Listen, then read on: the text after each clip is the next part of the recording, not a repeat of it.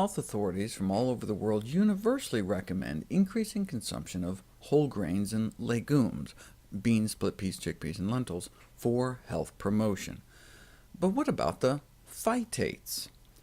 Phytate is a naturally occurring compound found in all plant seeds, so botanically that means all beans, grains, nuts, and seeds. Over the decades, phytate has been badly maligned as a mineral absorption inhibitor. That's why, for example, you hear advice to roast, sprout, or soak your nuts to get rid of phytates, so we can absorb more minerals like calcium. The concern about phytates in bone health arose from a series of laboratory experiments performed on puppies published in 1949, suggesting high phytate diets have a bone-softening and anti-calcifying effect.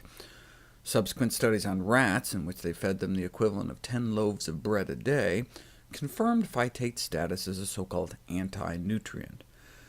But more recently, in light of actual human data, phytate's image has undergone a makeover. If you put people on a high phytate diet and measure their calcium balance, their bodies appear to become accustomed to the extra phytate over time, and it all worked out. But this study was done on only 3 people.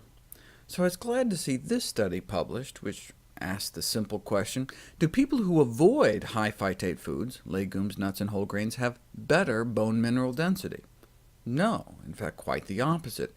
Those that consume more high phytate foods had stronger bones, as measured in the heel, spine, and hip.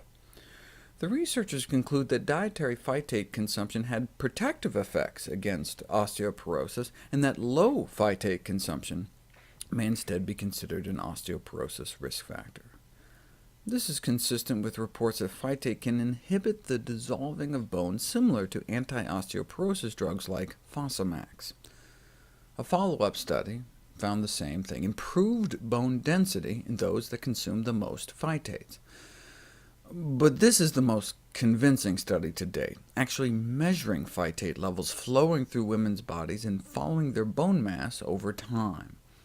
And women with the highest phytate levels had the lowest levels of bone loss in their spine and their hip, and so no surprise that those that ate the most phytates were estimated to have significantly lower risk of major fracture and lower risk of hip fracture specifically. This is thought to be in part because phytates help block the formation of bone-eating cells in their bone-eating activity. You can see how much more bone is eaten away in the non-phytate group on the left. Now, the drug Fosamax can have a similar beneficial effect, but phytates don't have the side effects associated with this class of bisphosphonate drugs, side effects like osteonecrosis. There's a rare side effect associated with this class of drugs called osteonecrosis of the jaw. And the whole reason people take these drugs is to protect their bones, but by doing so may also risk rotting them away.